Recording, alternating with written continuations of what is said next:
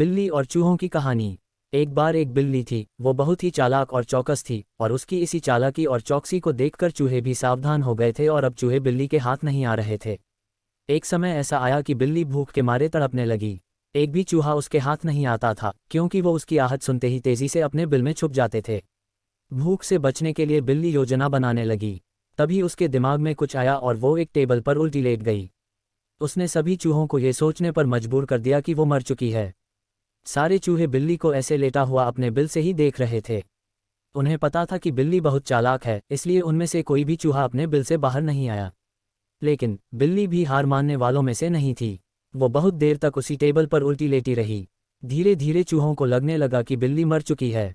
वो जश्न मनाते हुए अपने बिल से निकलने लगे।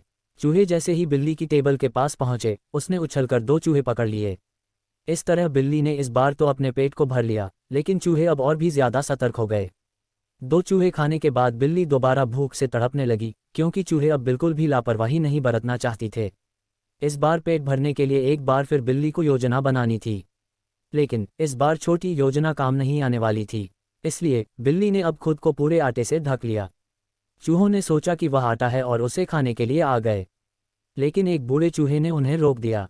उसने ध्यान से आटा देखा तो उसे उसमें बिल्ली का आकार दिखने लगा। तभी बूढ़े चूहे ने हल्ला मचाना शुरू किया। उसने कहा, सब अपने बिल में चले जाओ, यहाँ आटे में बिल्ली छुपी है। बूढ़े चूहे की बात सुनकर सारे चूहे अपने बिल में चले गए। जब बहुत देर तक एक भी चूहा बिल्ली के पास नहीं पहुंचा, तब बिल्ली थकने की वजह से उठ गई।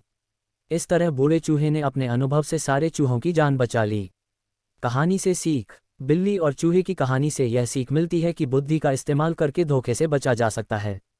यदि आपको ये कहानी पसंद आई तो आप कमेंट करके बताएं, कहानी को लाइक करें, दोस्तों को शेयर करें और सब्सक्राइब करें, ताकि नित्य ऐसी कहानी आपको नियमित मिलती रहे। धन्यवाद।